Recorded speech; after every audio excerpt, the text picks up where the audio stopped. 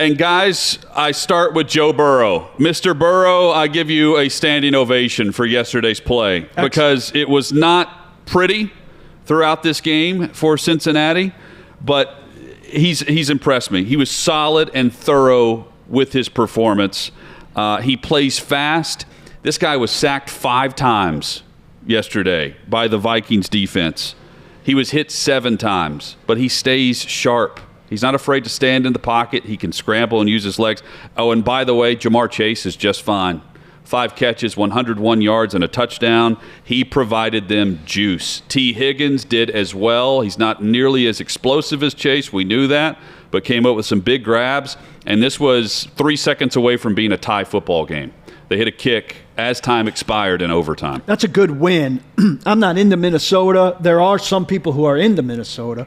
But even if Minnesota is a middling team in that division, I think most people would have thought Minnesota would beat Cincinnati.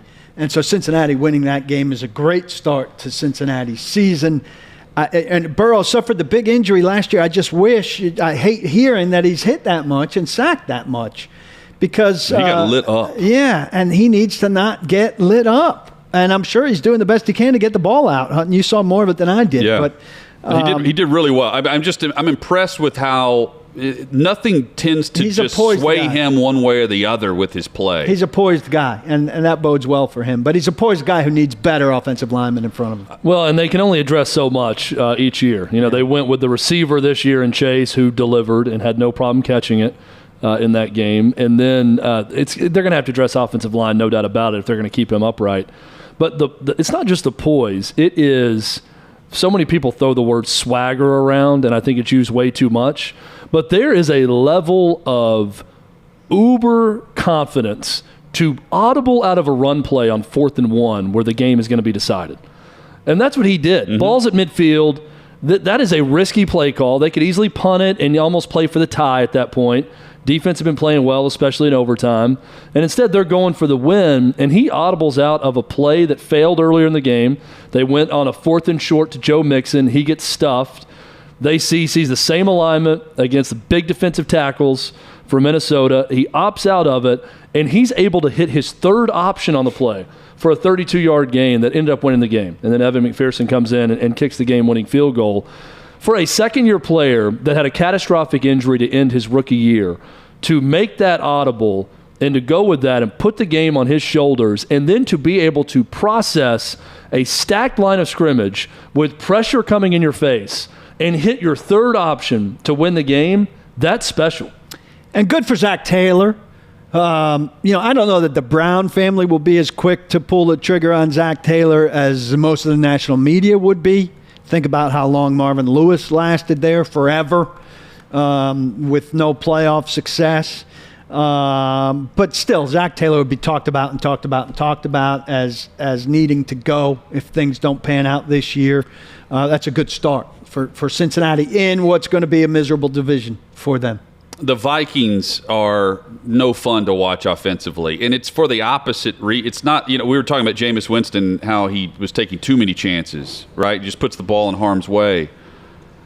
Captain check down for a reason in Washington. It should be more fun. They got Jefferson, they got Thielen, and they've got a good running back. I mean, they can move they punted on 6 of their first 7 possessions, and he was captain check down in Washington. He's the same way in Minnesota, where he completed 73% of his passes. Kirk Cousins is who I'm talking about. He completed 73% of his passes, but he only averaged 7 yards per attempt. Yes. I mean, that's not moving the football very well. And by the way, Trey Hendrickson, the rookie pass rusher in Cincy, got after Cousins. Just 7 quarterback hits from the rookie yesterday. I also standing ovation to Matthew Stafford last night. 34-14 over Chicago. The Rams win in easy fashion.